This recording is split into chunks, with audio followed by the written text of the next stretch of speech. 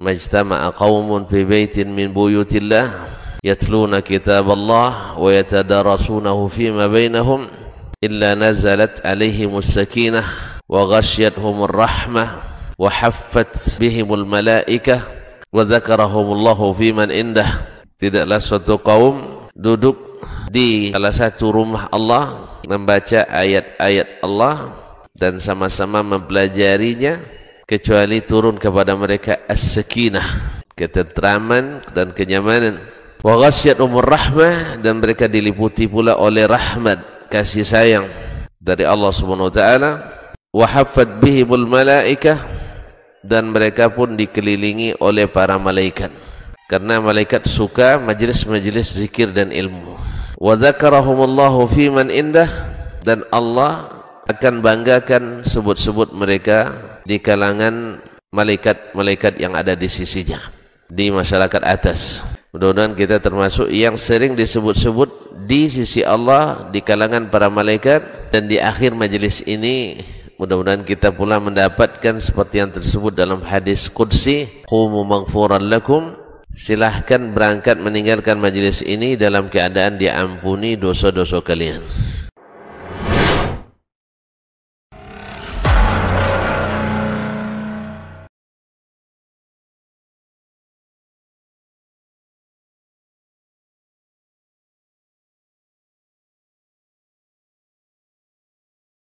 Alhamdulillahilladzi hadana lihadza wa ma kunna linahtadiya laula an hadana Allah. Asyhadu an la ilaha illallah wahdahu la syarikalah wa asyhadu anna Muhammadan abduhu wa rasuluhu la nabiyya wa la rasula ba'dah. Allahumma salli wa sallim ala nabiyyina Muhammadin wa ala alihi wa ashabihi wa man tabi'ahum bi ihsanin ila yaumil qiyamah. Alhamdulillah para jamaah sekalian, para jamaah yang semoga selalu dalam rahmat dan diberkahi oleh Allah Subhanahu wa taala. Alhamdulillah pada sore hari ini kita masih diberikan nikmat oleh Allah agar bisa berkumpul secara virtual. Kita sama-sama dimudahkan oleh Allah untuk mempelajari ilmu agama kita. Alhamdulillah saat ini sudah hadir bersama kita guru kita Al-Ustaz Dr. Dasman Yahya Ma'ali LCMA hafizahullah ta'ala. Mari sama-sama kita doakan semoga Allah senantiasa menjaga beliau dan memberikan kebaikan yang banyak untuk beliau dan keluarga. Allahumma amin. Amin. Mungkin sedikit nih Ustaz, saya coba sedikit baca biografi Ustaz ya Ustaz. Banyak beberapa jamaah mungkin belum kenal ya. Beliau dari lulusan Pondok Pesantren Darun Nahdah ya, selama 7 tahun, kemudian melanjutkan pendidikan di Lipia Jakarta. Kemudian setelah selesai Allah berikan karunia untuk melanjutkan pendidikan ke Universitas Islam Madinah ya pada tahun 93. Dari sejak S1 sampai S3 beliau mengambil jurusan hadis, Masya Allah. Jadi Ustadz Dasman fokus di hadis, Masya Allah, sampai lulus tahun S3 tahun 2008 ya. Dan beliau merupakan dokter pertama lulusan Timur Tengah yang sejak S1-nya fokus di konsentrasi ilmu hadis, Masya Allah. Kita sangat beruntung bisa dapat kesempatan menuntut ilmu agama dengan beliau ya. Semoga kita diberikan nikmat ya, agar senantiasa menuntut ilmu dari beliau, insyaallah. Para jamaah sekalian, mari sama-sama kita simak kajian oleh Dr. Dasman Yahya Ma'ali. Semoga Allah senantiasa berikan kepada kita iman dan istiqamah. Allahumma amin. Kepada Ustaz Dasman, dipersilakan Ustaz. Tafadhal masykur. Bismillahirrahmanirrahim. Assalamualaikum warahmatullahi wabarakatuh. Waalaikumsalam warahmatullahi wabarakatuh. Alhamdulillahi dzil jalali wal ikram, sahibit tawli wal in'am. Ahmaduhu subhanahu wa ta'ala ala ni'amil idham, kama ashkuruhu ala alaihi al-jisam. Ashhadu an la ilaha illallah wahdahu la syarika lah, al-malikul allam, wa ashhadu anna Muhammadan abduhu wa rasuluhu sayyidul anam, alaihi afdalus salati wa atammus salam. Amma ba'du, fa awla ma yuftatahu bihil kalam bimithli hadzal maqam al-wasiyyatu bitaqwallahi dzil jalali wal ikram, fa inna taqwallahi a'la nasab wa inna ta'atahu aghla muktasab. Inna akramakum indallahi atqakum wa tazawwadu fa inna khairaz zadi taqwa wattaquni ya ulil albab. Para kaum bapak dan kaum ibu, kalau ada para ustadz, para alim ulama, jadi pandai, tokoh masyarakat, para ikhwan dan akhwat di saudaraku semuanya di Selandia Baru dan di manapun berada yang ikut menyaksikan atau ikut mengikuti kajian kita pada siang hari ini. Dikembali pula saudara-saudaraku yang ada di studio KMTP, baik yang bertugas maupun yang menghadiri. Alhamdulillah pada kesempatan ini kita ya Allah izinkan sama-sama berbagi. Sebenarnya kalau karena pendidikan tinggi kita tak perlu untuk mengaji, tuan-tuan tak perlu ngaji lagi. Kalau karena kita sudah seorang muslim dan muslimah yang telah mengucapkan asyhadatain, insyaallah masuk surga, tidak perlu ngaji, tidak perlu lagi kita ngaji. Tetapi Nabi kita alaihi salatu wassalam senantiasa mengajak dan menyarankan untuk selalu ada di majelis ilmu, karena disitulah keselamatan.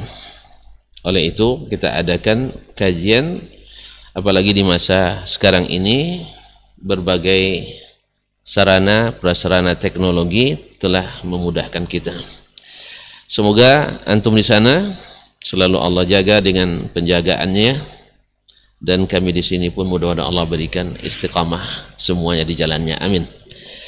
Oleh itu bersyukur saya pada kesempatan ini bisa bertemu dan menyapa saudaraku melalui media.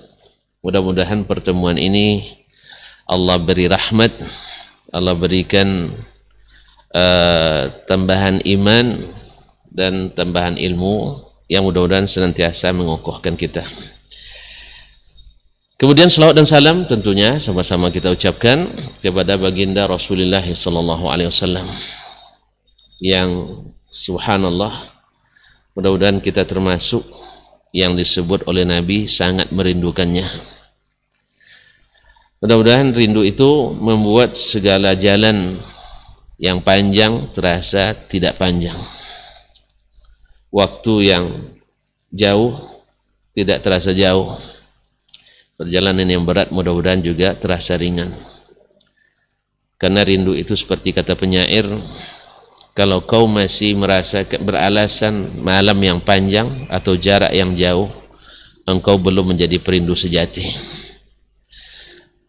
Kalau pepatah kita kan mengatakan, laut kan ku seberangi, gunung kan ku daki, demi rindu dan cinta kepadamu. Oleh itu insyaallah ta'ala istiqamah di atas sunnah Rasulullah sallallahu alaihi wasallam akan terasa indah, akan terasa nikmat, karena kita menuju tempat atau menuju kekasih yang tak akan pernah mengecewakan kita. Ikhwani akhwati fillah, saudaraku semuanya, oleh itu dengan bismillah kita mengatakan bahwasanya istiqamah itu memang berat. Kalau ibaratnya mencapai juara itu mungkin lebih mudah daripada mempertahankan kejuaraan, mempertahankan juara. Kita mungkin beriman mudah, Allah mudahkan, apalagi kita yang terlahir dari ayah dan ibu muslim dan muslimah.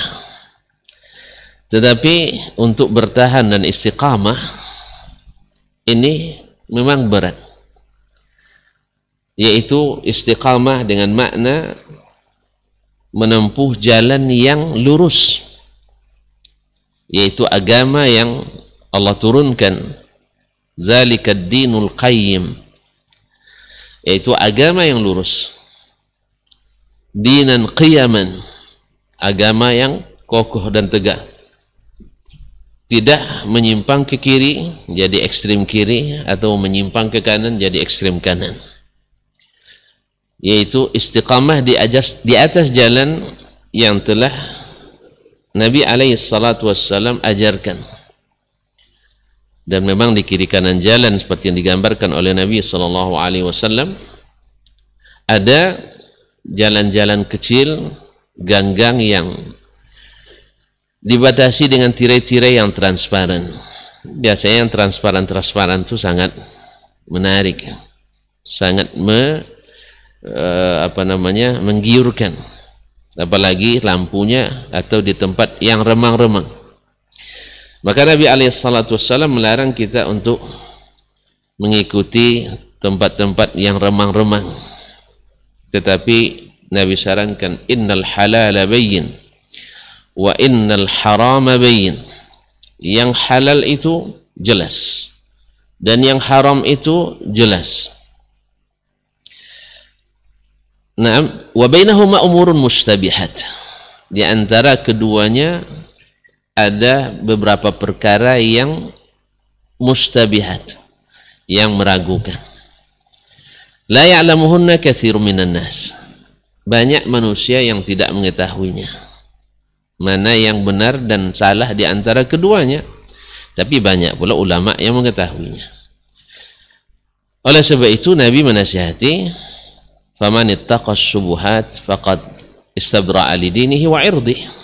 Siapa yang menghindari syubhat, selamat agamanya, selamat pula dirinya, harga dirinya.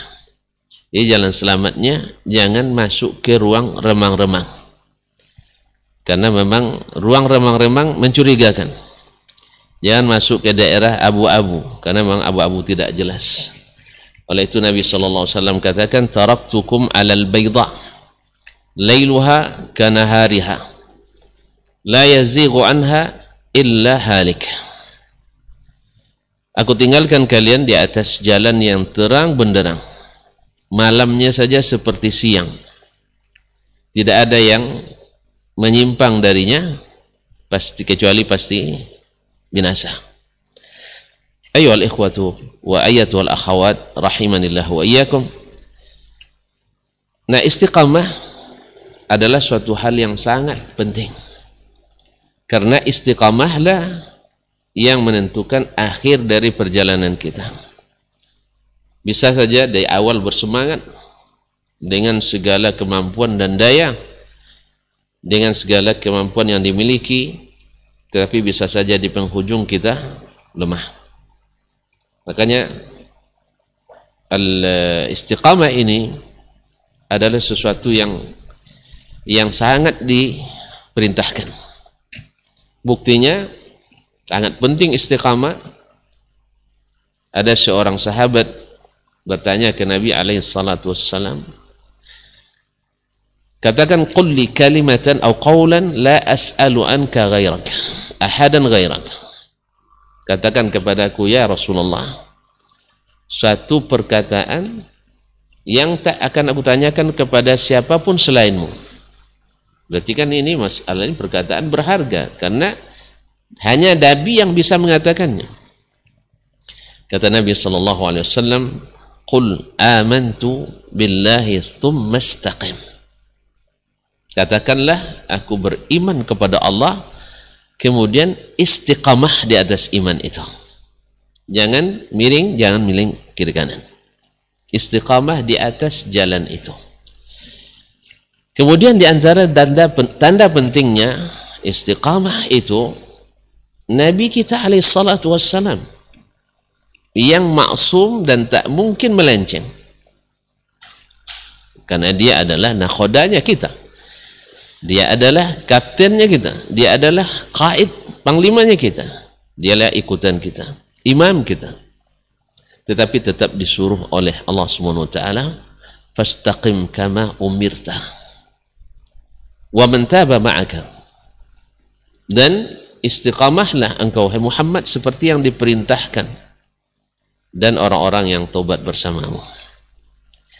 Di antara yang menunjukkan pentingnya istiqamah dalam agama itu, kita di dalam suatu ibadah yang paling dicintai Allah dari hamba, yang paling dicintai Allah dari seorang hamba setelah kalimat tauhid asyhadatain, yaitu salat. Yang pertama ditanya oleh Allah tabaraka wa taala di hisab hari kiamat, awwalu ma yuhasabu alaihi al-abdu yaumal qiyamah as-salah. Yang pertama dihisab terhadap seorang hamba pada hari kiamat itu adalah salatnya. Fa in saluhat saluha sairu amalih, bila salatnya salih, bila salatnya salih, maka saluhat sairu amalih, seluruh amal yang lain akan ikut salih.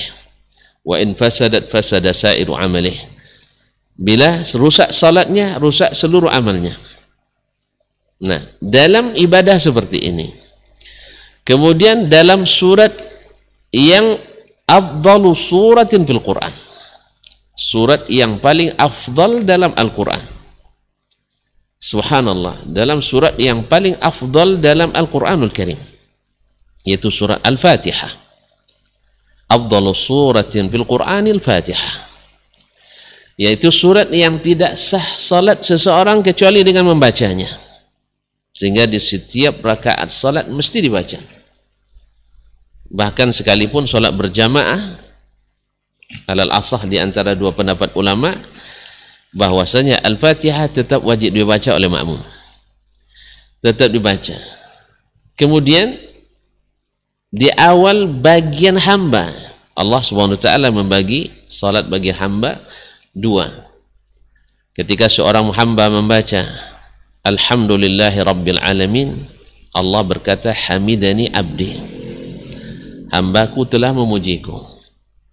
Wa idza qala Ar-Rahmanir Rahim, qala, ketika dia membaca Ar-Rahmanir Rahim, qala majjanani abdi, hambaku telah memuliakanku.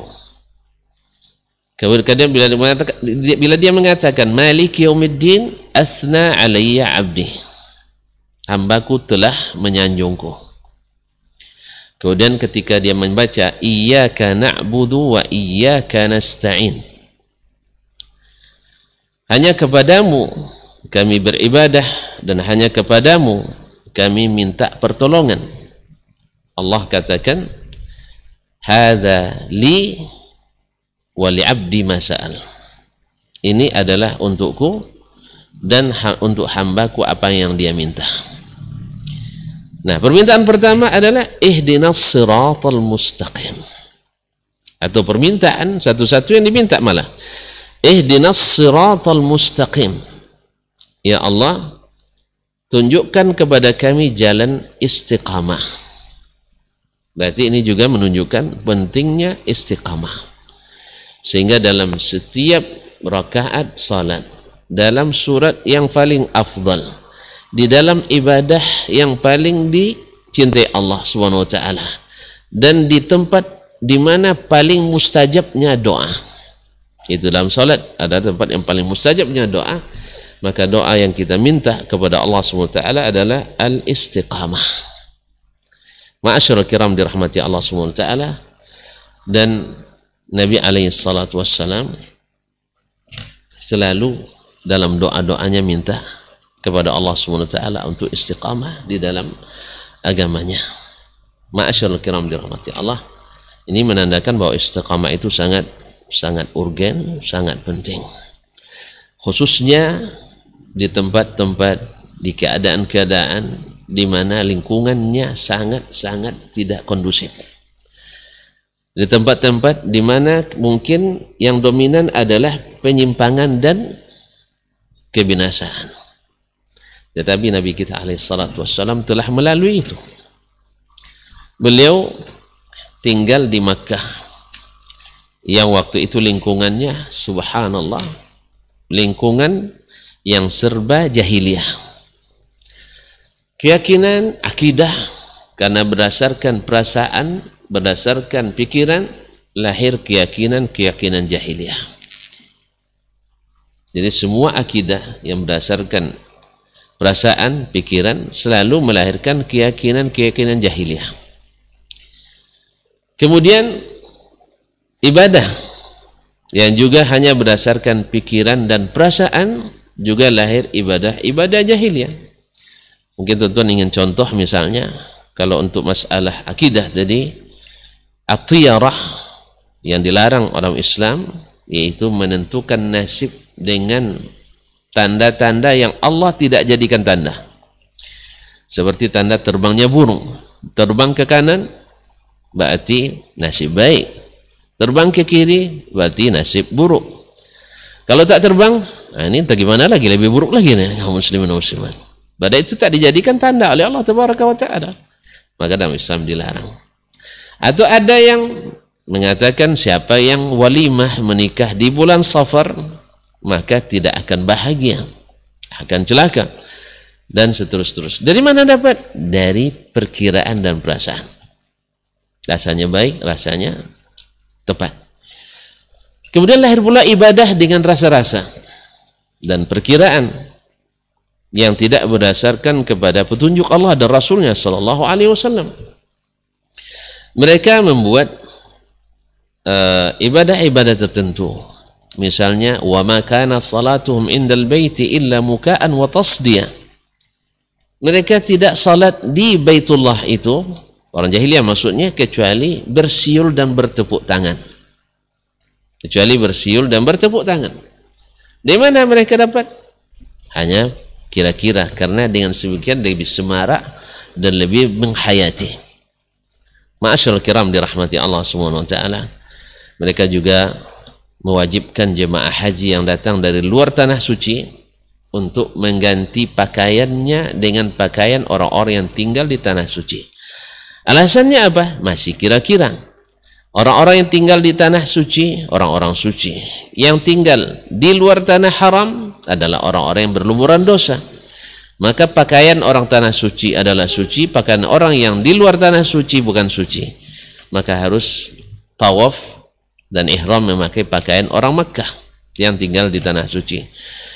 Kalau tidak dapat, atau tidak cukup, atau tidak biaya sewa, akhirnya mereka mewajibkan menanggalkan pakaian, sehingga lahirlah ibadah jahiliyah, tawaf dalam keadaan telanjang. Nasallallahu as-salamatul afiyah. Belum lagi aturan-aturan, produk-produk hukum di mana miras menjadi santapan resmi, di mana perzinaan menjadi kebutuhan resmi, di mana judi adalah penyaluran bakat yang harus diakomodir.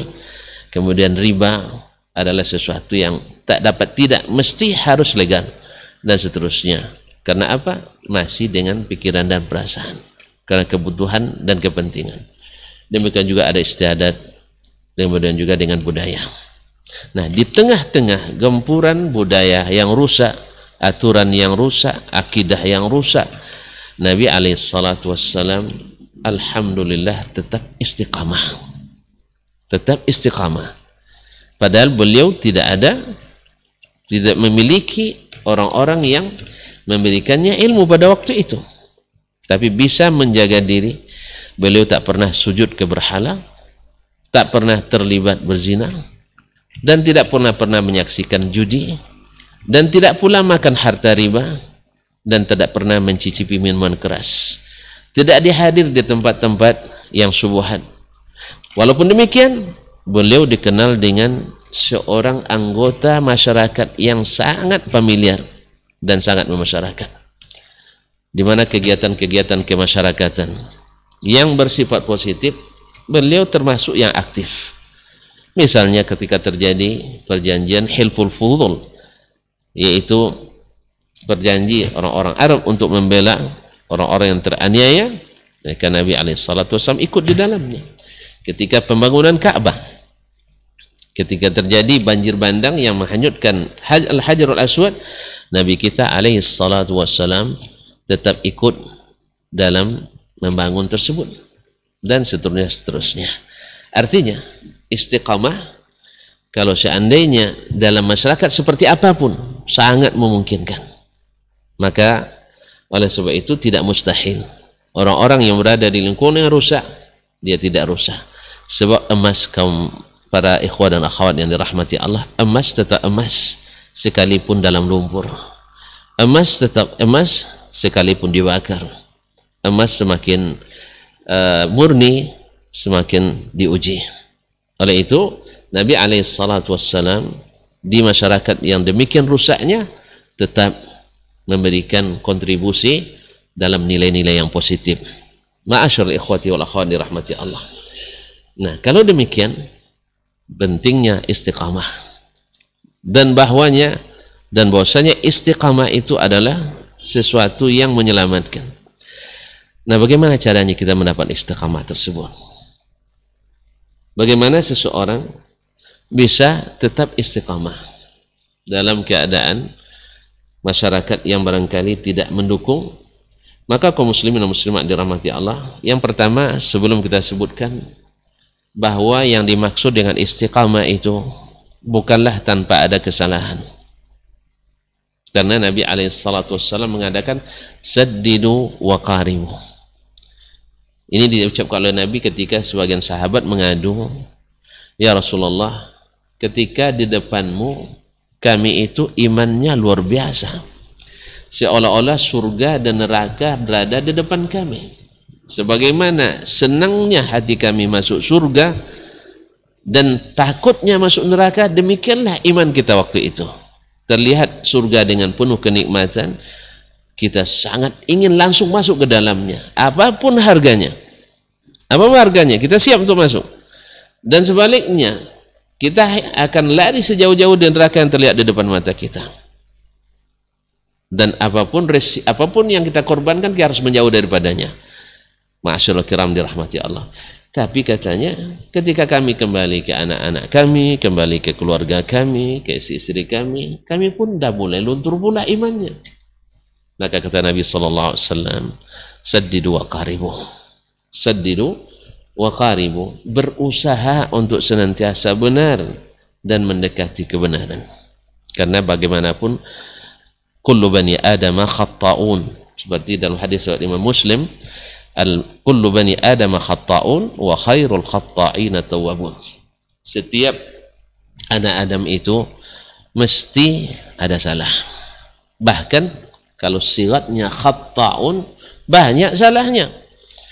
Cuman orang yang banyak salah ini, yang sebaik-baik mereka adalah at-tawwabun, yang paling sering pula bertaubat kepada Allah Subhanahu wa taala. Subhanallah, kaum muslimin kita berdosa nih. Tapi Allah SWT jadikan taubat kita itu menjadi amal yang luar biasa. Bahkan Allah sangat suka dan gembira menerima hambanya yang bertaubat. Dan Allah tidak membatasi berapa kali taubat. Kalian taubat hanya 2 kali. Lewat itu talak bain, enggak ada. Ya, taubat itu tak dibatasi Allah SWT. Berapa kali pun tuan-tuan kita berdosa, berapa kali pun kita melakukan kesalahan, maksiat, tapi selalu bertaubat, Allah pasti akan menerima dengan syarat yang telah ditentukan, yaitu menyesal dengan sesungguhnya, meninggalkan pekerjaan itu saat itu juga, kemudian berazam untuk tidak kembali kepadanya, dan bila berkaitan dengan hak hamba maka minta dihalalkan atau minta dibayarkan. Ma'asyarul ikhwah wal akhwat yang dirahmati Allah SWT, berarti makna istiqamah bukan tidak ada salah, bukan tak pernah berdosa, bukan tak pernah silap, tetapi seperti yang dikatakan oleh Allah SWT, inna idza massahum ta'ifun minasyaitani tadzakkaru fa idza hum mubashshirun. Sesungguhnya orang-orang bertakwa itu apabila mereka dikelilingi oleh syaitan, bisikan syaitan, tadzakkaru, mereka segera ingat, fa idza hum mubashshirun, dan seketika itu saja mereka langsung paham dan kembali. Ma'asyarul kiram yang dirahmati Allah SWT. Sekarang mungkin saudara-saudariku sedang menunggu, lalu bagaimana kita bisa istiqamah? Ma'asyarul kiram dirahmati Allah. Yang pertama, istiqamah itu adalah pemberian Allah. Allah yang membolak-balikkan hati kita. Allah yang mengarahkannya. Makanya dalam hadis qudsi, Nabi Allah SWT berfirman, Ya ibna Adam. Ya ibna Adam, kullukum dhallun. Semua kalian itu tersesat. Illa man hadaitu. Kecuali siapa yang aku berikan petunjuk kepadanya. Fastahduni ahdikum. Maka mintalah hidayah kepadaku, pasti aku beri. Allah hanya menyuruh kita meminta. Dan adatnya meminta adalah merendah. Dan adatnya meminta bersikap sebaik-baik mungkin sehingga yang memberi tertarik untuk memberikan. Merendah dan sering meminta, memelas di hadapan Allah Tabaraka wa Ta'ala. Dan Allah suka sekali orang yang bila berdoa kepadanya tak berhenti dan terus memaksa untuk dikabulkan. Maka mintalah hidayah kepada Allah. Makanya Allah katakan ihdinas siratal mustaqim. Dan ini diajarkan oleh Nabi kepada umatnya. Bahkan diwajibkan untuk membaca ini dalam setiap rakaat salat kita. Karena di dalamnya ada ihdinas siratal mustaqim. Yang Allah berjanji bila kita menghayati dan betul-betul mengingini, Allah pasti beri. Ihdinas siratal mustaqim. Maka akan kita lihat ikhwani fillah, semakin seseorang menjaga salatnya dengan sebaik-baiknya, insya Allah amalan yang lain pasti mengikutinya. Karena Nabi yang mengatakan barometer baik tidaknya amalan salat. Siapa yang baik salatnya dan diterima salatnya, makbul doanya, istiqamah dia dalam hidupnya. Oleh itu kalau nak memulai di mana kita mulai, Ustaz? Memulai dari salat. Dan di mana pula mulainya salat itu bisa mudah? Apabila iman dan Islam kita benar. Akidah kita benar berdasarkan Alkitab wa Sunnah yang dipahami dan diajarkan oleh Nabi kepada khairu ummah dan khairu qarnin min quruni hadzal ummah, gitu para sahabat Nabi alaihi salatu wassalam. Maka tinggal kita mencontoh mereka. Tentu lihat sendiri kaum muslimin, mereka yang memelihara salatnya itu pasti akan memelihara hak-hak hamba-hamba Allah. Kalau di zaman kita mencari sumbangan, Masya Allah, luar biasa sulitnya. Karena apa? Salat masih luar biasa sulitnya. Tapi kalau di zaman Nabi SAW, padahal mereka mungkin tercatat miskin menurut kita. Sebenarnya tidak miskin. Mereka ya datang, panggilan perang Tabuk, musim paceklik, Utsman datang perdagangan 100 ekor onta. Ya.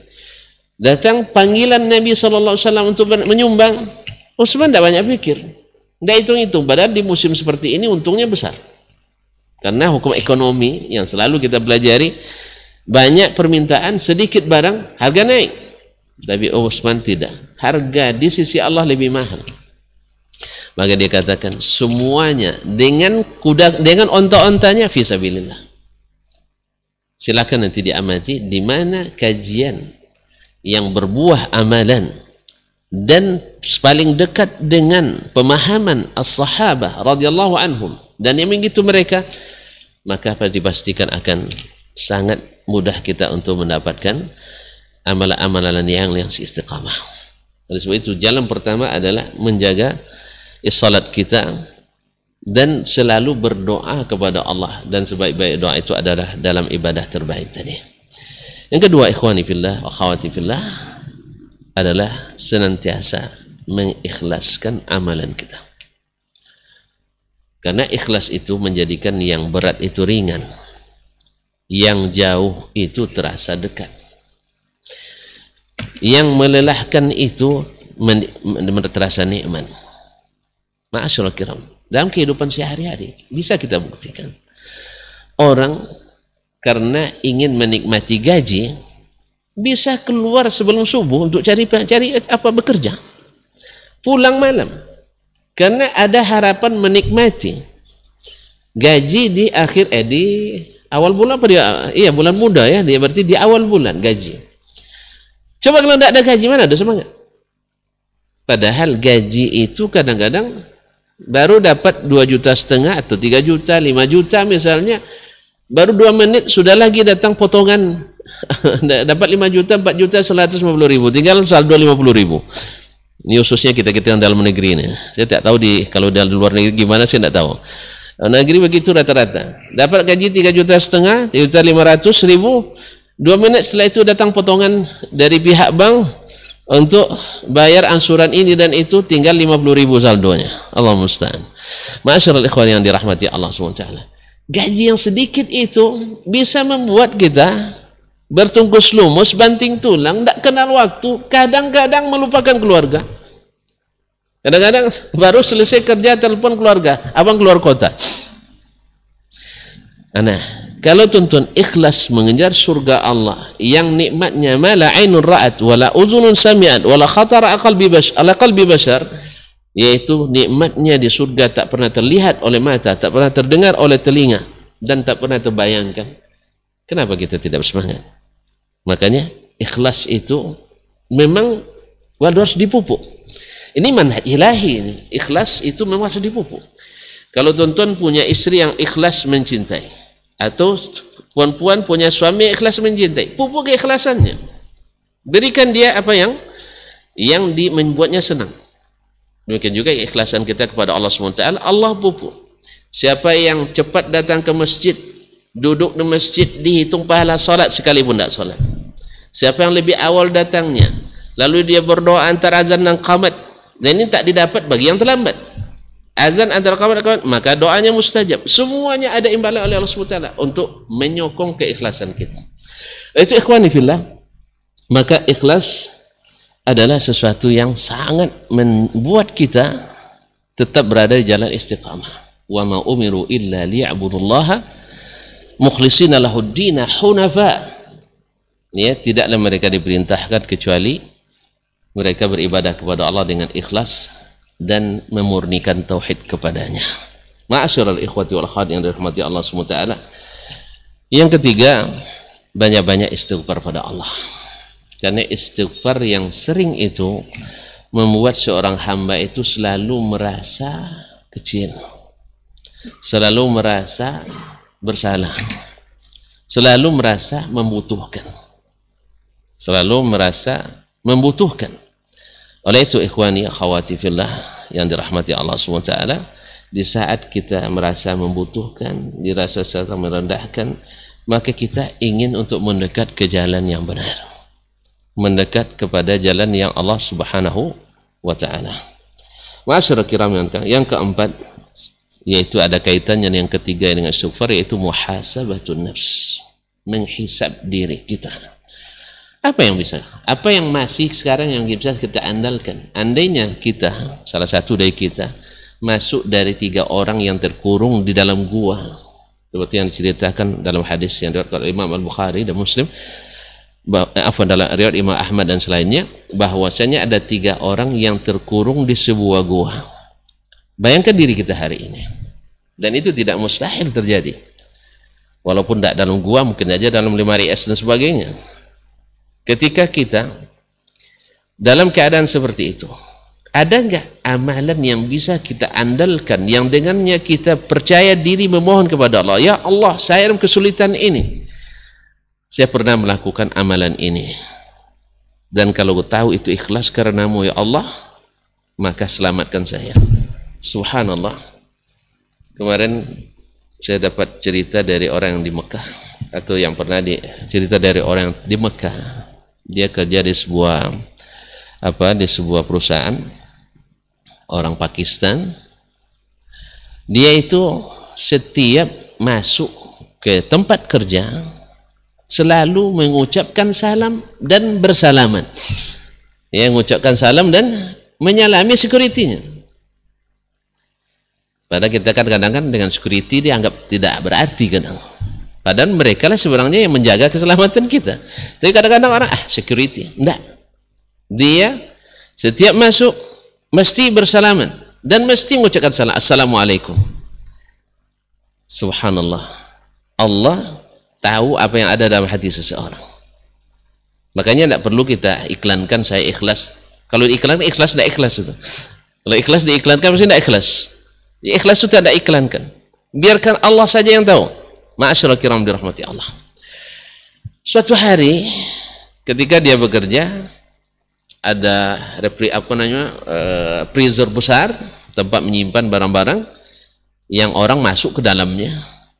Nah, ketika dia masuk di akhir dinas sore itu, yang bagian menjaga freezer untuk yang biasa ngunci dan membukanya lupa memeriksa ke dalam. Dikiranya para karyawan sudah pulang semua. Allah, terkulunglah sahabat kita di dalamnya. Coba lihat kaum muslimin dan muslimat. Apa yang membuat dia selamat? Dan mudah-mudahan itu tanda ikhlasnya dalam berbuat.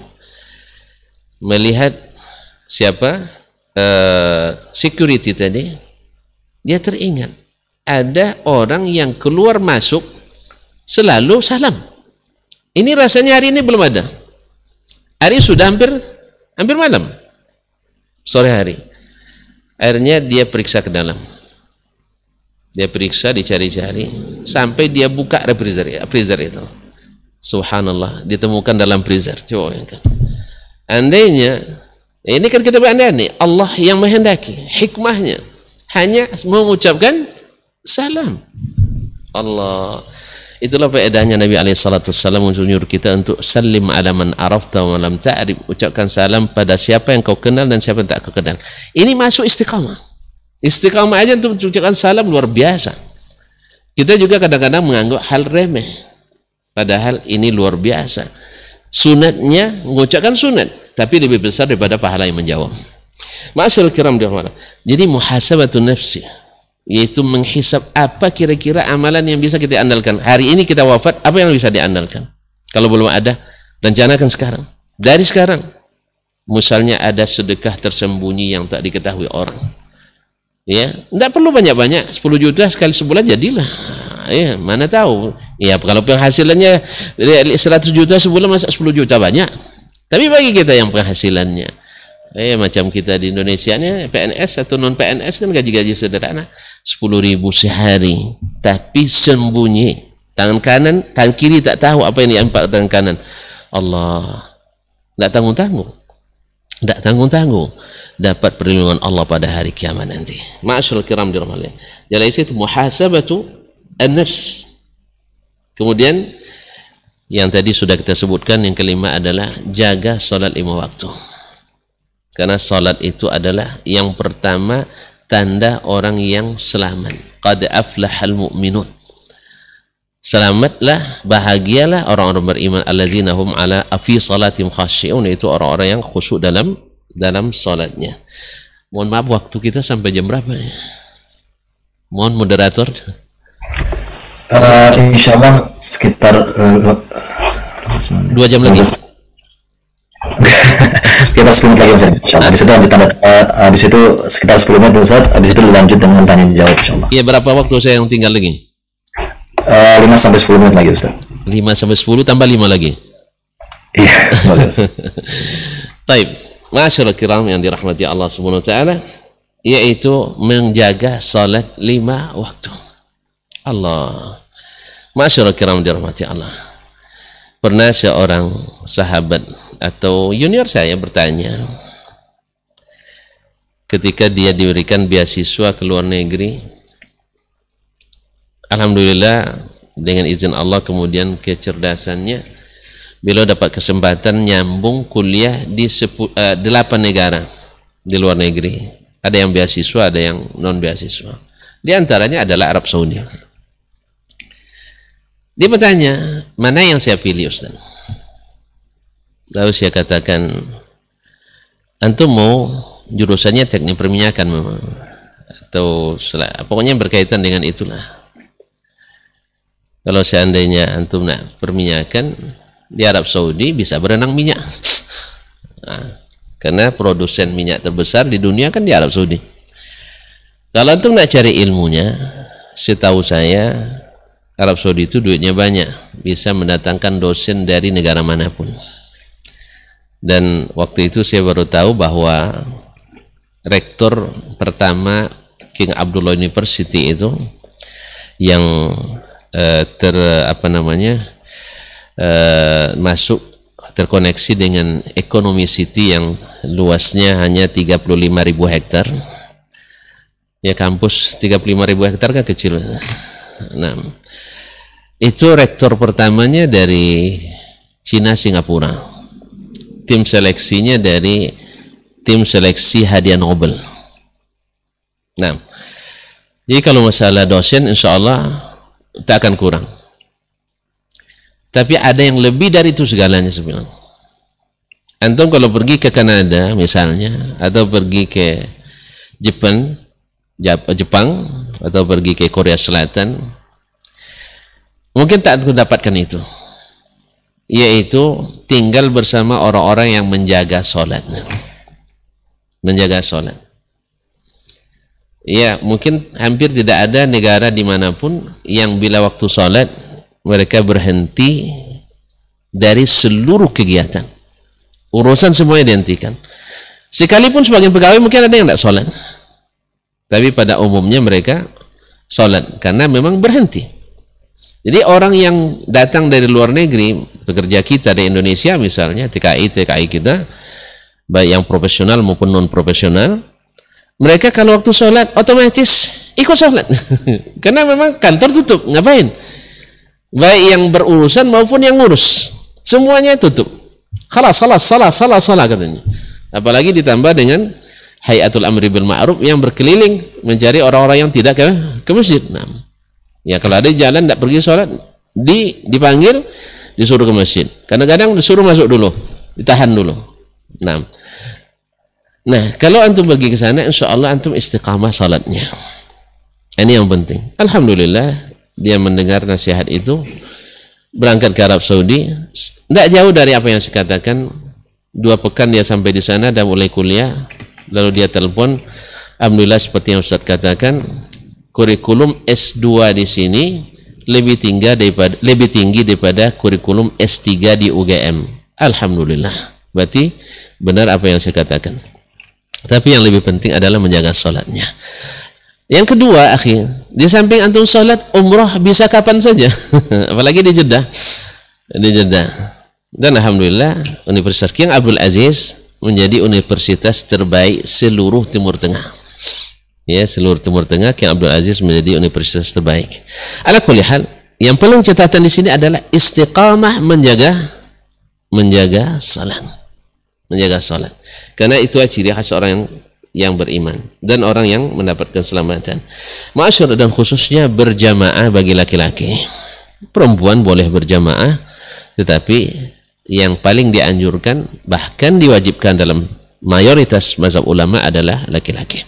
Ma'asyarul kiram dirahmati Allah, dan tidak kalah pentingnya adalah ada 2 hal lagi, dan masih banyak sebenarnya, tapi yang penting-penting, satu, terus berada di majelis ilmu. Karena ini yang mengingatkan kita terus.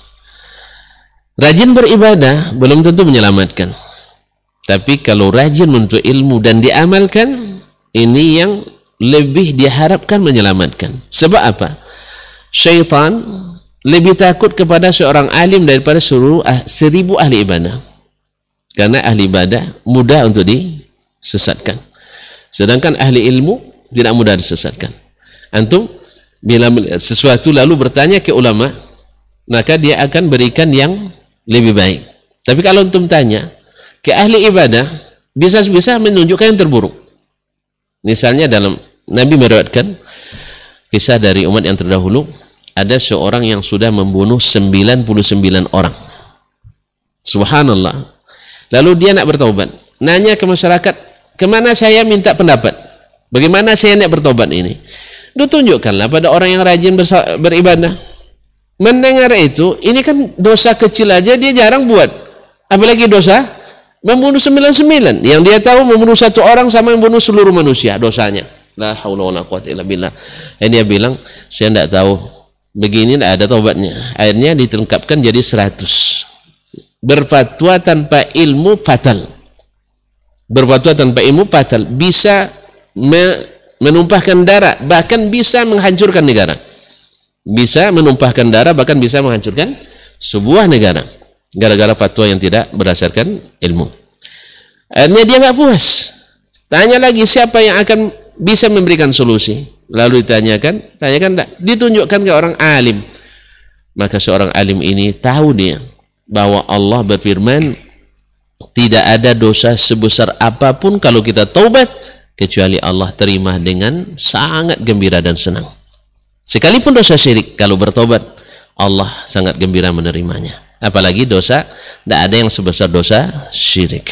Oleh itu selalulah dengan majelis ilmu dan para ulama, jangan berbuat dulu baru bertanya, tapi bertanyalah sebelum berbuat.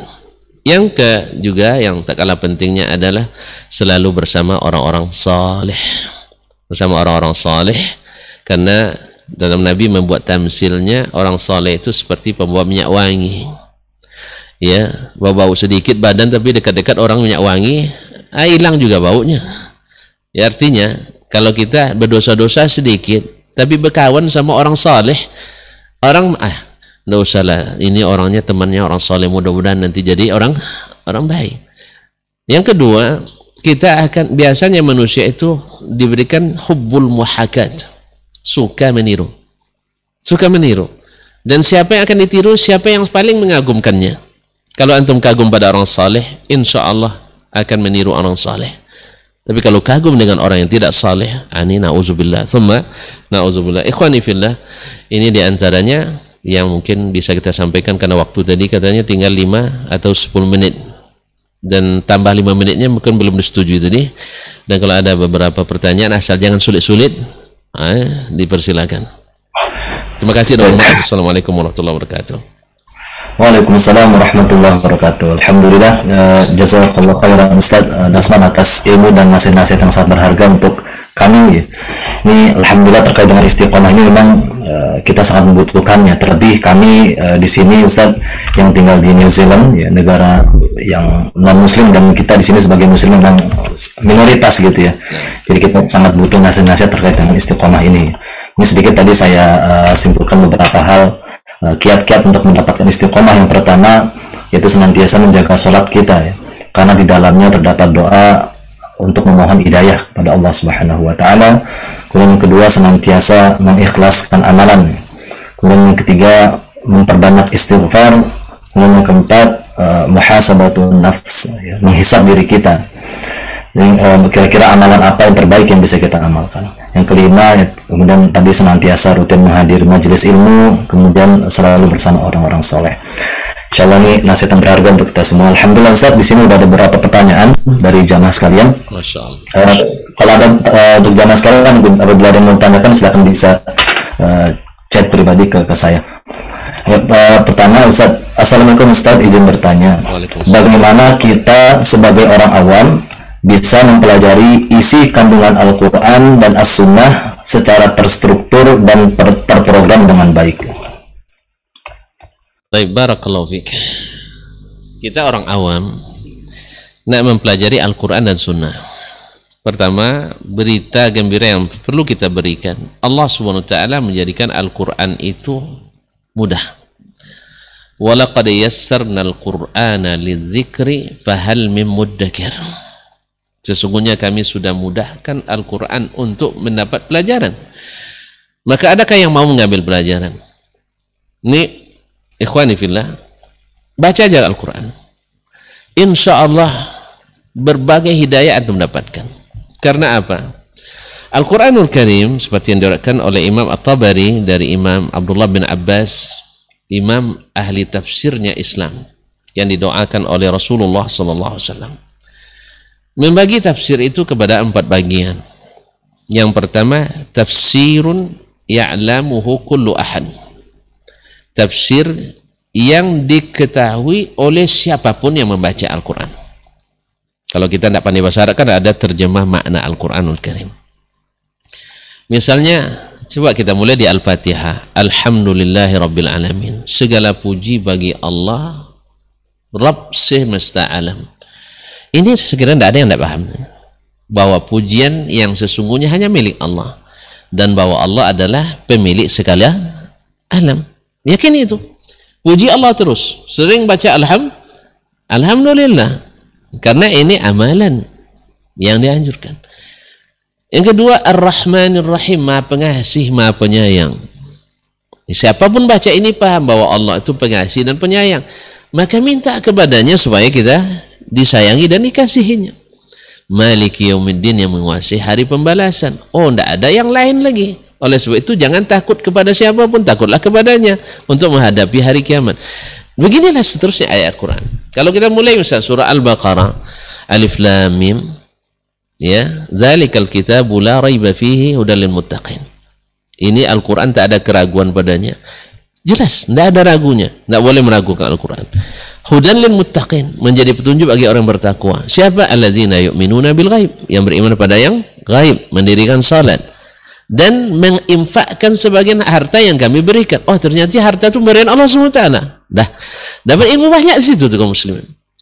Ya, siapa membacanya langsung paham. Langsung paham. Ini tafsir yang pertama menurut Abdullah bin Abbas. Oleh sebab itu siapapun orang awam asal pandai baca Quran atau pandai membaca terjemah ma'anil Quran, insya Allah akan mendapat banyak hidayah dari Al-Quran. Dengan syarat tadilah tidak meragukan sedikit pun Al-Quran, karena baru dapat hidayah kalau tidak meragukannya. Oleh sebab itu metodologi yang dikembangkan oleh Nabi dan para sahabatnya dulu, mereka itu belajar dulu iman sebelum belajar Al-Quran, beriman dulu kepada Al-Quran baru dia belajar Al-Quran. Sebab hari ini kita berapa banyak orang yang belajar Al-Quran tapi tidak beriman pada Al-Quran, sehingga meragukan informasi Al-Quran, meragukan hukum Al-Quran, meragukan ajaran Al-Quranul Karim. Sebab tidak masuk, sebab dia belum beriman pada Al-Quran.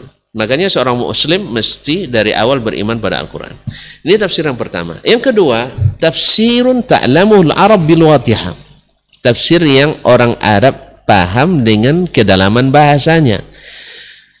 Ya, tentu saja orang Jawa dengan kedalaman bahasa Jawanya lebih paham kan. Yang mungkin orang kita, orang Ocu seperti orang Kampar misalnya belajar bahasa Jawa tidak memahami seluk-beluk bahasa Jawa itu. Dan begitu juga sebaliknya. Hanya bahasa kita bahasa pasar aja kadang, tapi bahasa orang tuh sudah, kalau dari Jawa kan ada namanya kromo ingkil ya. Iya, ada orang Jawa sini nampaknya. Ada orang Jawa sana. Ada bahasa kromo ingkil ya. Jangan Ustaz Doni ya. Orang Jawa ya dah. Ya, iya, baik. Jadi ada bahasa yang hanya dipahami oleh orang Arab. Contohnya mungkin antum juga pernah dengarkan apa yang disebutkan ini, yaitu ketika membaca alhaakumut takatsur hatta zurtumul maqabir, kalian dilalaikan oleh memperbanyak harta, memperbanyak anak dan sebagainya sampai kalian ziarah kubur. Kalau bahasa Indonesia ziarah kubur yang hidup, tapi bahasa Arab yang ziarah kubur yang mati. Inilah. Jadi kalau dipahami dalam bahasa Indonesia tidak masuk, tapi dalam pahami oleh Arab masuk. Maka orang Badui yang tak hafal Quran, bukan ulama dia, tapi dia bilang wallahi la tub'atsunna, kalian pasti dibangkitkan. Pasalnya apa? Masuk kubur itu ziarah. Tapi ketika ditafsirkan dalam bahasa Indonesia, akhirnya datang pemahaman baru bahwa kuburan tempat peristirahatan terakhir, rest in peace. Nah, itulah kesalahan dari memaknai Al-Quran. Nah, ini hanya dipahami oleh orang Arab. Oleh Ibnu Abbas mengatakan inilah sebagian besar tafsir Al-Quran. Tafsir di bagian pertama dan yang kedua ini. Kemudian ada yang ketiga, tafsirun la ya'lamuhu illal ulama. Tafsir yang tidak diketahui kecuali oleh ulama. Ini bagiannya tidak seperti yang pertama dan yang kedua. Sedikit ini. Ya. Karena Allah ingin membedakan yang ulama dengan yang bukan ulama. Karena ulama diangkat derajatnya. Yang mengetahui yang sedikit ini, mereka lah yang punya hak berfatwa. Kalau kita berhak untuk berdakwah. Beda dakwah dengan fatwa. Yang keempat, tafsirun la ya'lamuhu illallah, dan ini jarang. Tafsir yang tidak ketahui kecuali Allah tabaraka wa ta'ala, dan itu jarang. Seperti alif lam mim, naam, alif lam ra, kaf ha ya ain sad, itu hanya Allah yang tahu. Hanya Allah yang tahu. Nah, bagaimana metodenya untuk memahami Al-Qur'anul Karim? Satu, kita mesti dengan pembimbing, orang yang berilmu. Bisa secara offline, dan itu lebih utama tentunya. Bisa juga secara online seperti sekarang ini. Nah, alhamdulillah banyak para ustaz, para masyaikh membuka kajian-kajian online, dan itu insya Allah bisa dimanfaatkan. Walaupun offline itu lebih lebih berkesan dan lebih berkeutamaan. Yang kedua, tidak beranjak dulu kecuali setelah memahami ilmu dan amalnya.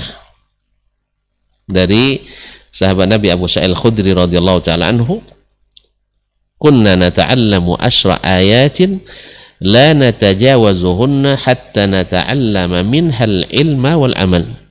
Kami dulu belajar 10 ayat, tidak beranjak dulu sebelum mengetahui ilmu yang ada di dalamnya dan mampu mengamalkannya.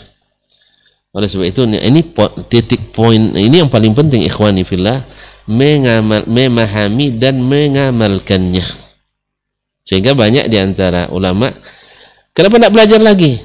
Ilmu yang saya ketahui belum terpakai semuanya katanya. Nanti kalau udah habis baru tambah lagi. Ada sebagian yang mengatakan begitu. Jadi ini metode yang sangat-sangat ini. Tadi dengan pembimbing kemudian beransur-ansur. Nah, kalau bisa juga menghafalkan Al-Quranul Karim itu. Karena Al-Quran itu Masya Allah lebih indah dari apapun. Dari syair, dari lagu, dari pokoknya lebih indah dari segalanya. Maka jadikanlah Al-Quran sebagai tempat untuk kita mencintai dan mengadu. Alhamdulillah. Ini di antara yang barangkali bisa saya jelaskan di majelis ini.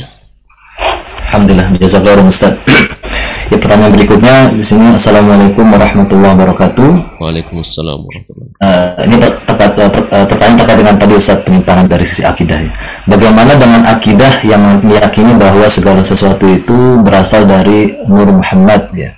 Bahwa Nur Rasulullah SAW adalah makhluk yang pertama sebelum adanya alam semesta ini, dan dari nur tersebut diciptakanlah seluruh makhluk, yaitu langit-langit, bumi, malaikat, manusia seluruhnya.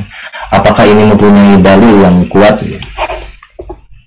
Baik, ikhwani fillah, sebenarnya kalau kembali ke kaidah yang dipakai oleh sebagian saudara kita yang menyimpang dalam masalah akidah itu, hadis walaupun sahih tapi ahad tak dipakai dalam akidah. Ini kaidah yang mereka kemukakan. Misalnya hadis tentang sifat-sifat Allah tapi hanya ahad, tidak sampai mutawatir, tidak bisa dijadikan dalil. Cuman anehnya ada hadis yang mungkar, ada hadis yang dhaifun jiddan, ada hadis yang palsu, seperti hadis tentang Nur Muhammad ini. Ya, tidak satu pun yang sahih. Tidak satu pun yang sahih, seperti katakan Al-Imam Ibnul Qayyim rahimahullah dan Imam Al-Iraqi dan lain-lainnya, bahwa hadis tentang Nur Muhammad tidak ada satu pun yang sahih. Apalagi alam diciptakan daripadanya. Cuma sayang dijadikan sebagai dalil. Jadi tidak ada inkonsistensi namanya.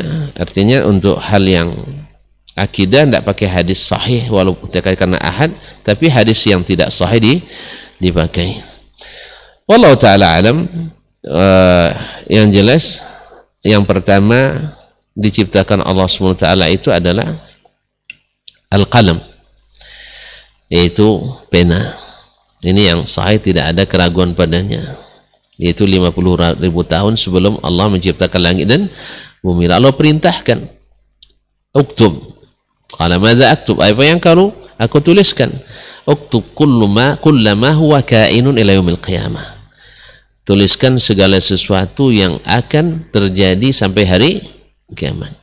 Nah, inilah yang dituliskan. Ma'asyiral kiram dirahmati Allah SWT, Nabi ketika Isra atau Mi'raj ke langit sampai ke Sidratul Muntaha, sampai ke suatu tempat yang beliau mendengar goresan kalam, pena itu, sarirul kalam. Jadi oleh itu kaum muslimin dan muslimat dirahmati Allah, tapi sebagian tidak mempercayai hadis-hadis ini karena bersifat ahad. Tapi pas ada hadis yang tidak sahih, tiba-tiba menjadi hujjah. Wallahul musta'an. Jadi apakah ada dasarnya? Siapa yang ketahui hadis-hadis yang berkaitan dengan hal tersebut adalah hadis yang tidak sabit dari Nabi alaihissalatu wassalam. Wallahu ta'ala alam. Alhamdulillah, jazakallahu Ustaz. Pertanyaan berikutnya, izin bertanya Ustaz, bagaimana sikap kita menghadapi ahlul bid'ah di lingkungan kita agar bisa tetap istiqomah dalam beribadah berlandaskan Al-Quran dan Sunnah Rasulullah Sallallahu Alaihi Wasallam. Baik, ikhwani fillah. Pertama, tentu saya menyarankan kita jangan fokus mengetahui ahli bid'ah. Jangan fokus mengetahui siapa-siapa yang bid'ah. Tapi fokuslah mana jalan yang sunnah. Sebab bid'ah itu banyak. Tidak ada batasnya. Dan ahlinya juga banyak, tidak ada batasnya. Tapi yang harus kita ketahui, pastikan antum berada di atas jalan sunnah. Dan ini yang kita dapatkan sahabat pada umumnya. Ketika Nabi menyebutkan bahwa umat ini akan terpecah menjadi 73 golongan, semuanya masuk surga. Semuanya masuk surga kecuali satu. Nah, ada tidur nampaknya. Bukan Ustaz, bukan. Satu yang masuk surga Ustaz. Alhamdulillah masih bangun, alhamdulillah. Semuanya masuk neraka kecuali satu. Nah, jangan penatkan diri mencari yang 72. Nanti yang satu lupa kita mempelajarinya. Dan itu yang ditanya oleh sahabat. Sifhum lana ya Rasulullah. Tolong sebutkan sifatnya yang selamat itu. Al-firqatun najiyah wa ta'ifatul mansurah, yang selamat dan diberi tolongan Allah itu yang mana? Maka Nabi katakan, man kana ala mithli ma ana alaihi al-yawma wa ashabi. Orang yang beragamanya seperti saya dan para sahabatku hari ini beragama. Ya. Artinya Nabi bukan hanya sekedar instruktur tetapi juga eksekutornya. Nabi memerintahkan dan juga melaksanakannya.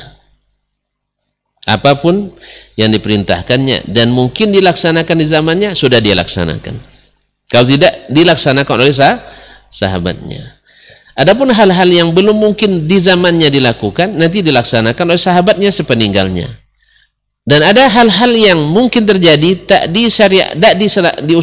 dilaksanakan oleh beliau karena ada penghalangnya atau belum ada, atau tidak laksanakan sahabatnya juga belum ada di zaman kita, maka beliau juga berikan izin. Misalnya naik kendaraan dari dalam, itu sudah ada hadisnya dari Nabi SAW, seperti yang diriwayatkan oleh Al-Hakim At-Tirmizi dan An-Nawadir, bahwasanya akan matang masanya umatku naik kendaraan dari dalam. Zaman sahabat tidak ada tuh. Zaman sahabat tidak ada onta yang dilobangi habis masuk orang di dalam, tidak ada, matilah ontanya. Tidak ada keledai yang dilobangi dalamnya masuk di dalam, tidak. Berarti mobil, ya bajai, bemo lah, becak lah pertamanya kan. Nah, jadi bahwa itu sudah ada sunnahnya dari Nabi SAW. Belum ada zaman sahabat, belum ada zaman tabi'in, tapi nas atau perintah atau izinnya sudah ada dari Rasulullah SAW. Demikian juga dia memakai HP, memakai laptop, memakai media live streaming ini. Nabi katakan, antum a'lamu bi umuri dunyakum. Jadi apakah sunnah atau bid'ah? Ya sunnah. Memakai laptop, memakai parabola, memakai satelit, memakai telepon dan sebagainya, sunnah. Karena Nabi sudah berikan, antum a'lamu bi umuri dunyakum. Ini yang pertama. Jadi sibukkan mengenal sunnah dan ahlinya.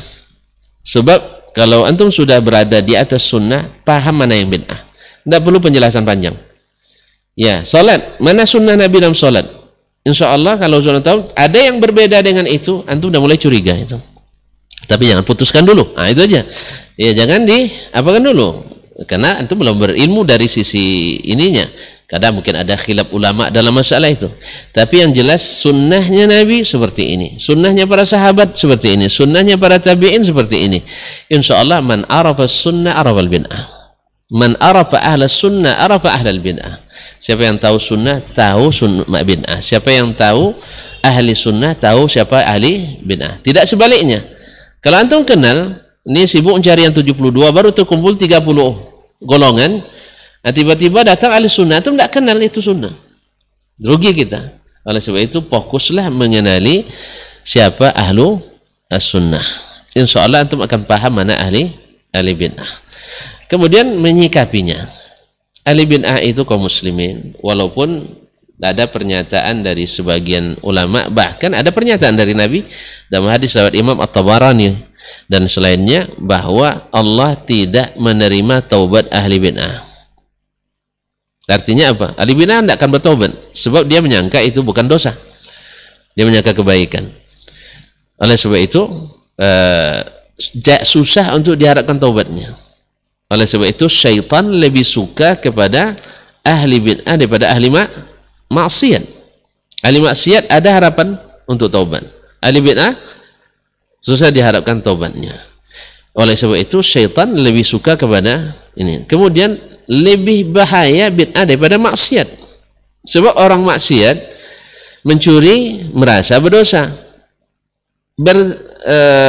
minum khamar merasa berdosa, copet merasa berdosa. Tapi kalau membuat bid'ah merasa berpahala. Ya, misalnya tadi yang mengatakan bahwa Nur Muhammad dan sebagainya, itu susah untuk ditaubatkan. Apa masalah? Dia menyangka itu keyakinan yang wajib diyakini dan berpahala untuk meninggikan derajat Nabi Shallallahu Alaihi Wasallam. Susah. Oleh sebab itu ada ungkapan-ungkapan bahwa ahli bid'ah itu lebih berbahaya daripada ahli maksiat. Ahli maksiat kalau dia melihat orang soleh, melihatnya, tahu dia orang soleh, mengetahuinya, dia malu. Tapi kalau ahli bid'ah diketahui oleh seorang alim, dia melawan dia. Ahli bid'ah melawan dia. Sebab apa? Mereka merasa dalam kebaikan. Oleh itu, dari sisi ini ahli bid'ah lebih berbahaya. Tetapi bid'ah sebagaimana maksiat juga bertingkat-tingkat. Dia harus tidak bisa jangan disamakan. Ada ahli bid'ah yang bid'ahnya mengeluarkannya dari Islam. Bid'ahnya mengeluarkannya dari Islam. Nah, ini yang seperti ini beda dengan orang yang bid'ahnya tak keluar dari Islam. Apa contohnya? Ghulu Rafidah. Orang Rafidah yang ghulu, yang sampai mengkafirkan para sahabat, yang sampai menuduh ibunda kita berzina, yang Aisyah radhiyallahu anha, dan seterusnya, mengatakan Al-Quran tidak lengkap, dan ada sampai di antara mereka ada yang mengatakan Ali sebagai Tuhan yang dibakar oleh Ali waktu itu. Ini bid'ahnya meluarkan dari Islam. Tentu muamalah kita dengannya seperti muamalahnya orang yang bukan Islam. Dan ada yang bid'ahnya berat tapi tak mengeluarkannya dari Islam karena syubhat. Maka kita memuamalah dengannya sesuai dengan haknya sebagai muslim. Walaupun dia tersesat jalannya tapi tetap muslim. Bagaimanapun hak ukhuwahnya masih ada. Tapi kan tidak mungkinlah sama dengan orang yang yang murni ahlus sunnah, ya, yang murni taat. Dan ini di zaman sahabat, di zaman Nabi aja kan bertingkat-tingkat sahabat. Nabi SAW pasti mencintai Abu Bakar lebih dari yang lain. Ini di antara sahabat aja tingkat-tingkatnya ada. Apalagi antara yang taat dengan yang tidak taat, yang antara yang menegakkan sunnah dengan yang menegakkan selain sunnah. Kita dalam cinta tidak bisa diinikan, tapi hak sebagai muslim, ketika dia ucapkan salam kita jawab, ketika dia perlu bantuan kita bantu, ya, ketika dia berhak tidak boleh kita zalimi. Jangan ke orang muslim, orang kafirnya tidak boleh kita zalimi kan? Orang kafir tidak boleh kita zalimi, apalagi orang yang masih muslim. Nah, ini cara kita menyikapi mereka sesuai dengan tingkatan-tingkatan tadi. Boleh berteman, ya, kalau aman boleh berteman, tapi kalau tidak aman maka cari teman yang aman. Nah, kemudian ada tidak sama antara ustadz dengan yang bukan ustadz, antara dai dengan yang bukan dai. Ustadz duduk dengan ahli bid'ah tidak sama dengan orang awam yang duduk belajar pada ahli bid'ah. Ustadz dengan bertemu ahli bid'ah mungkin berdakwahnya atau dia bisa istiqamah, tapi ada kepentingan bersama yang harus direalisasikan untuk umat dan Islam. Nah, itu harus dipahami antara ustadz dengan orang awam. Duduk dengan ahli bid'ah tidak bisa disamakan hukumnya. Tidak bisa disamakan hukumnya. Sebagian kan masyarakat, oh di mana duduknya, situ duduknya, berarti keluar dari sunnah. Na'udzubillah. Ini tidak benar. Karena antara da'i dengan yang bukan da'i. Kalau posisinya mad'u, Ini harus dijauhi. Tapi kalau seandainya posisinya dai, mendakwahi bukan didakwahi, mempengaruhi bukan dipengaruhi, maka jangankan kepada orang muslim yang tersesat jalan, kepada orang kafir pun harus kita dekati. Boleh kan mendekati orang kafir? Oleh sebab itu kaum muslimin dan muslimat, makanya ada namanya al-mu'allafati qulubuhum, orang yang ditaklif, dilunakkan hatinya.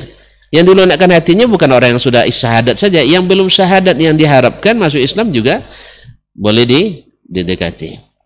Tapi kalau seandainya yang mendekat ini justru semakin keluar pula dari Islam, itu tidak boleh.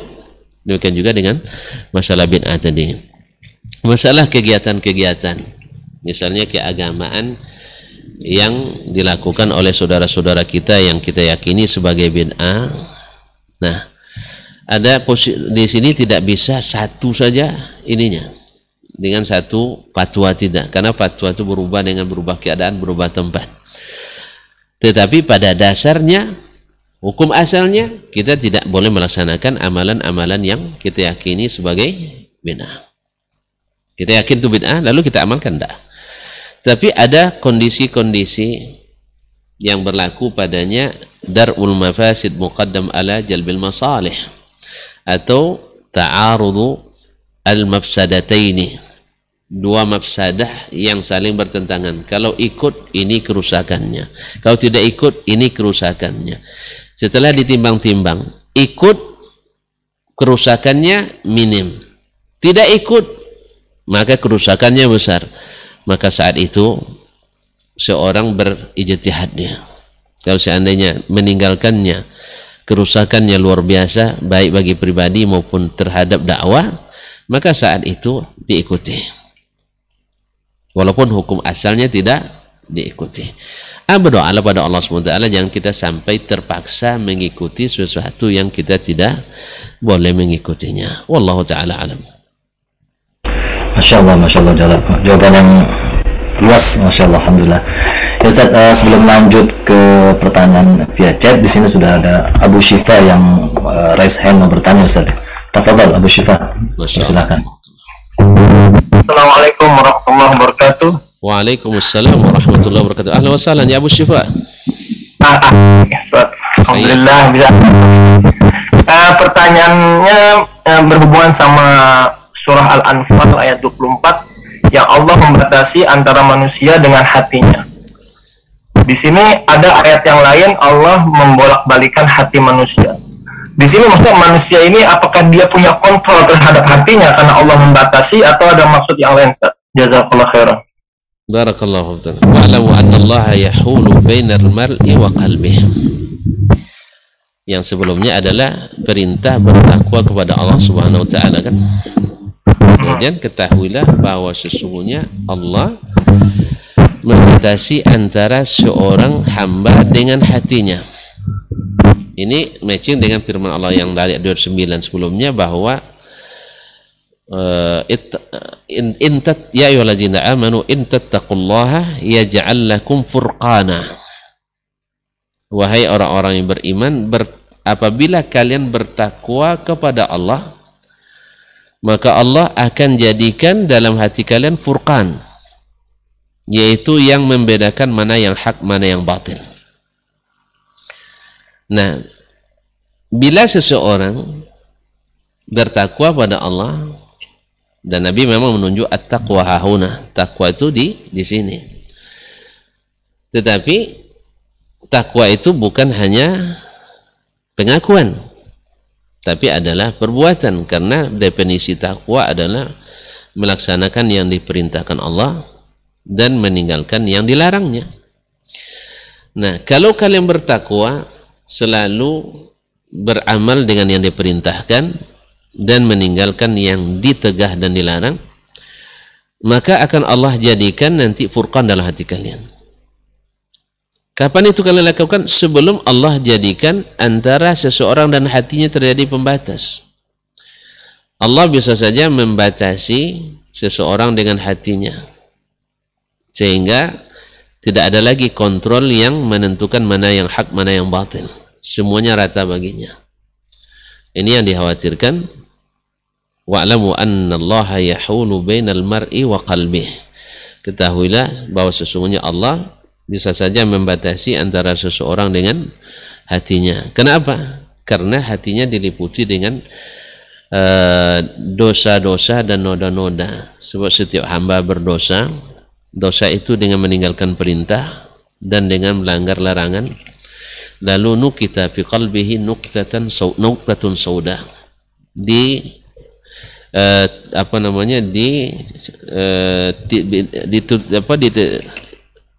Menyebabkan ada bintik hitam dalam hatinya, sehingga semakin banyak akhirnya menutup hatinya, sehingga fala ya'rifu ma'rufan wala yunkiru munkaran kalkuzi mujakhiyah, seperti tempurung yang terbalik, tidak bisa membedakan mana yang ma'ruf dan mana yang mungkar, akibat daripada tidak bertakwa kepada Allah tadi. Wallahu ta'ala alam. Sehingga kontrolnya tadi sudah hilang. Oke. Cuma meluruskan sedikit, Ustaz. Ya. Maksudnya dasarnya Allah tidak membatasi ya. Ayat itu bukan berarti membatasi itu awalnya tidak membatasi. Suara putus-putus.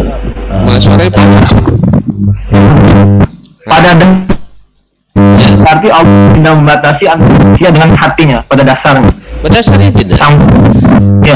Pada dasarnya hati itu Allah jadikan hati itu secara fitrah menerima yang hak dan menolak yang batil. Sudah itu pada dasarnya. Tapi ketika hati itu tidak diisi dengan takwa, makanya dalam bahasa hadis kan iza saluhal jasadu kulluh wa idza fasadat fasadal jasadu kulluh ala wahyal qalb, bahwa hati itu menjadi kontrol. Sebagian ulama menyebutkan sebagai raja, amir yang memerintahkan. Bila amirnya, rajanya bagus, maka rakyatnya yang merupakan anggota tubuh itu akan bagus. Tetapi bila hati tadi sudah termasuk yang tertutup, yang sebab penutupnya adalah banyaknya maksiat dan dosa, baik maksiat karena syubhat maupun maksiat karena syahwat. Sebab syubhat yang menimbulkan mengikut hawa nafsu atau menimbulkan bid'ah-bid'ah amal agama, termasuk juga yang membuat noda dalam hati, karena tidak lagi menerima yang sesuai dengan fitratullah allati fataran nasa 'alaiha, yang diturunkan Allah dan diajarkan Rasulullah sallallahu alaihi wasallam. Oleh itu kaum muslimin dan muslimat yang dirahmati Allah semua, saudaraku semuanya, ketika hati itu sudah tertutup, maka dia tidak lagi bisa membedakan mana yang hak, mana yang batil. Itu sama dengan terhalang untuk mendapatkan apa yang diridai oleh Allah tabaraka taala. Wallahu taala alam. Jazakumullah khairan. Hayakumullah. Sekarang Ustaz jawabannya. Ya, ada pertanyaan lagi Ustaz. Bismillah. Assalamualaikum warahmatullahi wabarakatuh. Ahsanallahu ilaikum Ustaz, izin bertanya, bagaimana cara menghibur hati agar tidak larut dalam kesedihan jika keluarga menolak untuk mengikuti hadir di majelis kajian sunnah? Apakah ada amalan khusus agar hati senantiasa gembira dalam setiap keadaan? Jazakallah. Masyaallah. Antum mengingatkan kita pada kesedihan baginda Rasulullah sallallahu alaihi wasallam. Di dalam dakwahnya, dalam sirah disebut tahun itu sebagai tahun duka cita. Nabi alaihi salatu wassalam mendapatkan kenyataan pahit. Setelah meninggalnya Abu Talib dan istri beliau, ibunda kita Khadijah radhiyallahu anha, orang-orang Quraisy semakin menjadi-jadi. Ya, menjadi-jadi pengingkarannya terhadap Nabi alaihi salatu wassalam. Dan yang lebih lagi adalah di saat Nabi melepas Abu Talib pergi, meninggal dunia, saat itu Nabi alaihi salatu wassalam mengatakan kepadanya, ya am, qul la ilaha illallah kalimatan uhajju laka biha indallah. Katakan la ilaha illallah, kalimat yang akan saya jadikan hujjah untuk membelamu di hadapan Allah. Artinya dia mengucapkan kalimat tauhid sebelum meninggal. Karena Nabi katakan, man kana akhiru kalamihi la ilaha illallah dakhalal jannah. Kalau tuan-tuan lihat sendiri dalam sejarah, Abu Talib itu tinggal mengucapkan syahadat saja. Hampir tidak ada cacatnya kaum muslimin. Kalau dia ucapkan syahadat, amalnya, kebaikannya terhadap Islam dan dakwah Nabi SAW tidak bisa, hanya Allah yang bisa membalasnya. Cuman itulah tak terdaftar masuk surga. Nabi berusaha setiap hari siang malam untuk mendaftarkannya, tapi dia tidak mau didaftarkan sampai detik terakhir. Karena Allah tidak memberikan hidayah kepada yang kita cintai, yang kita inginkan, tapi Allah memberi yang kita cintai, tapi Allah memberi hidayah kepada siapa yang Dia kehendaki. Akhirnya Nabi SAW terpaksa melepas pamannya tanpa bisa didaftarkan masuk surga. Tidak bisa ada pembelaan. Kalimat la ilaha illallah berat bagi Abu Talib. Walaupun membela Nabi dengan jiwa dan raganya, dia tidak berat. Tapi untuk melepas kesyirikannya berat. Nah, oleh sebab itu, kita yang menghadapi hal tersebut, bagaimana menghilangkan kesedihan itu? Ya, kita baca bagaimana sedihnya Nabi SAW lebih daripada kita. Beliau Nabi dengan mukjizatnya lengkap, tapi tidak berhasil. Bagaimana dengan kita? Dan di antara sahabat seperti Mus'ab bin Umair radhiyallahu taala anhu, orang yang dulu masa bujangnya mewah oleh keluarganya. Karena di samping orang tuanya kaya raya, beliau anak yang paling berbakti kepada orang tuanya. Jadi sudahlah orang tuanya kaya, anaknya berbakti pula. Tetapi ketika dia masuk Islam, berubah keadaan. Bahkan ada di antara sahabat, kalau saya tidak salah Abdurrahman bin Auf atau yang lainnya, yang juga terkenal berbakti pada orang tuanya, mengancam anaknya dengan mogok makan. Mogok makan. Tapi dia katakan, andainya ibu kan tahu nih, di Mekah ini tak ada orang yang anaknya lebih berbakti kepada orang tuanya seperti saya. Nah, kan ini modal kita nih, kaum muslimin muslimat. Kalau ada orang tua yang belum mengaji, tambah bakti padanya. Ya, insya Allah Ta'ala. Apa katanya? Tidak ada di Mekah ini yang lebih berbakti pada orang tuanya seperti saya. Tidak ada. Tapi kalau ibu mengancam dengan mogok makan, mogok ibu makan, ibu punya 1000 atau 100 ruh, lalu memaksa saya dengan mogok makan, mati satu ruh, masuk ruh yang kedua, sampai habis semuanya, saya tak akan beranjak di agama ini. Sebagaimana saya tidak akan berhenti berbakti pada ibu, seperti itulah saya tak akan meninggalkan agama ini. Allahu Akbar. Kaum muslimin muslimat, tegar. Karena memang hidup terpilihan kaum muslimin. Kita tidak boleh kalah dengan Ali bin Abi Talib, anak kecil yang baru berumur waktu itu 7 atau 8 tahun ya, 9. Beliau bisa membuat keputusan yang membuatnya mulia di dunia dan bahagia di akhirat. Sebelum masuk Islam, dia kan Nabi kan hidup bersamanya, karena Nabi dipelihara oleh ayah Abu Ali bin Abi Talib. Apa katanya? Ya Muhammad, saya nak masuk Islam tapi minta pendapat ayah dulu. Saya minta pendapat ayahnya. Kata Nabi, jangan minta pendapat ayahmu. Ayahmu nak ngaji, suruh minta pendapat tentang ngaji, tentu dilarangnya. Ya, kalau tadi pertanyaan, dilarang orang tua ngaji kan, minta pendapat sama ayah, boleh saya ngaji? Pasti dibilangnya jangan ngaji gitu. Kamu setelah ngaji ini macam-macam tampilannya katanya, dan sebagainya. Enggak. Kata Nabi, jangan minta pendapat ayahmu. Ayahmu sendiri tidak bisa buat keputusan. Ayahmu dalam tanda petik lemah dalam hal ini, tidak bisa buat keputusan. Akhirnya Ali memutuskan sendiri. Anak sekecil itu bisa buat keputusan yang sangat besar. maka berhaklah dia jadi salah satu dari 4 khulafa rasyidin, berhak menjadi salah satu yang dijamin masuk surga. Yang masih hidup sudah ada rekomendasi mencintai Allah dan Rasul, dicintai Allah dan dicintai Rasul.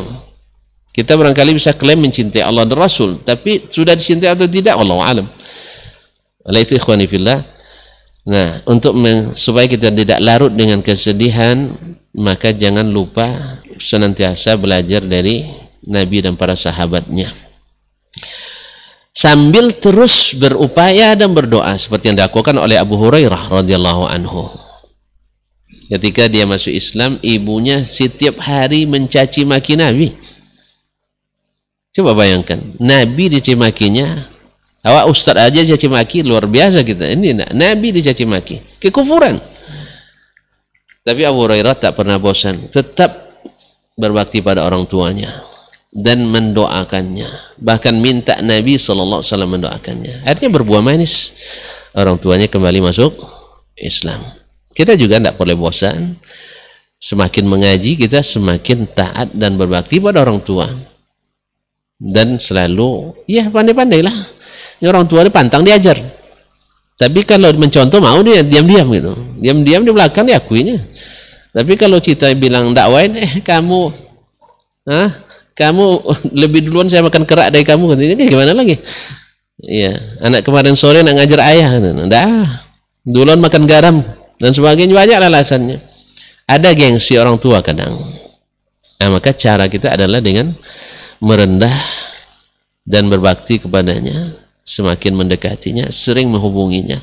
Karena orang tua kita itu semakin kita sering untuk berbuat baik kebaikannya, orang lain aja kita berbuat baik, luar biasa balasannya, apalagi orang tua. Dan mohon kepada Allah, mudah-mudahan Allah berikan hidayah.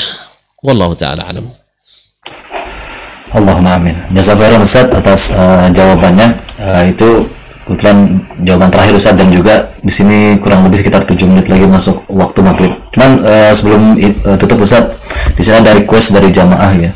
Mungkin kalau Ustaz Dasman berkenan untuk mengisi kajian rutin bersama kami gitu ya. Semoga bisa isi rutin Ustaz. Tidak bosan nanti ya. Kalau rutin bosan, saya tidak bosan nanti. Masya Allah. Jazakallahu Ustaz, mungkin itu semua pertanyaan alhamdulillah sudah dijawab semua, alhamdulillah. Kita bersyukur alhamdulillah dapat banyak ilmu dan juga nasihat dari Ustaz Dasman. Semoga Allah senantiasa berikan kebaikan yang banyak dan kesehatan untuk beliau. Allahumma amin. Mungkin cukup untuk kajian hari ini. Saya mewakili panitia mengucapkan terima kasih sebanyak-banyaknya, terutama untuk guru kita Dr. Dasman Yahya Ma'ali.